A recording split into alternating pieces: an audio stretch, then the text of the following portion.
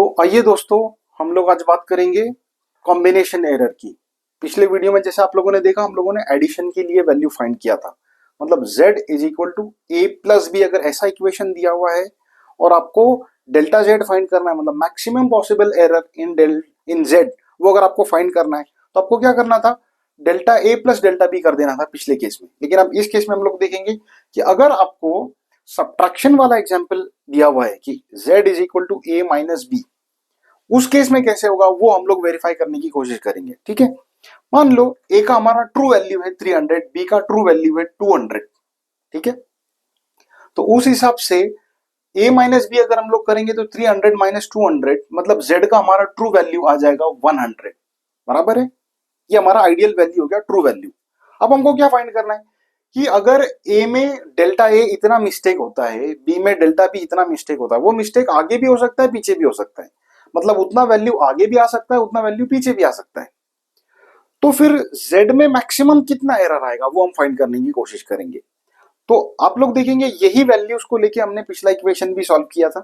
लेकिन अभी देखो, a plus minus delta a करेंगे 300 प्लस माइनस 30, तो दो वैल्यूज आ जाएंगे 330 270। मतलब हमने क्या किया, 300 प्लस 30 किया, 300 माइनस 30 किया, 330 270 ऐसे आ गया। b के लिए प्लस माइनस डेल्टा b करेंगे, 200 प्लस माइनस 20 करेंगे, 220 और 180 ये वैल्यूज आ जाएंगे। अब हम लोग क्या करेंगे, ये z का मैंने ओरिजिनल वैल्यू कैलकुलेट किया, true value which is a minus b which is 300 minus 200 which is 100। ठीक है, अब हम क्या करेंगे, a के अपर वैल्यूज लेंगे, ये वाले 330, b का अपर वैल्यू लेंगे 220, ये दोनों को माइनस करके ये वाला वैल्यू आ गया। इसी तरीके से a का अपर वैल्यू लेंगे, b का लोअर वैल्यू लेंगे, 330 180। मतलब ए बी के सारे कॉम्बिनेशन हम लोग कंसिडर कर रहे है ना।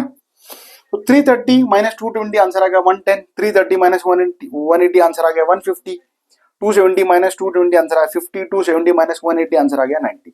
अब ये जो फाइनल हमारे रिजल्ट है, ये इस 100 से कितना आगे या कितना पीछे वो हम लोग देखेंगे।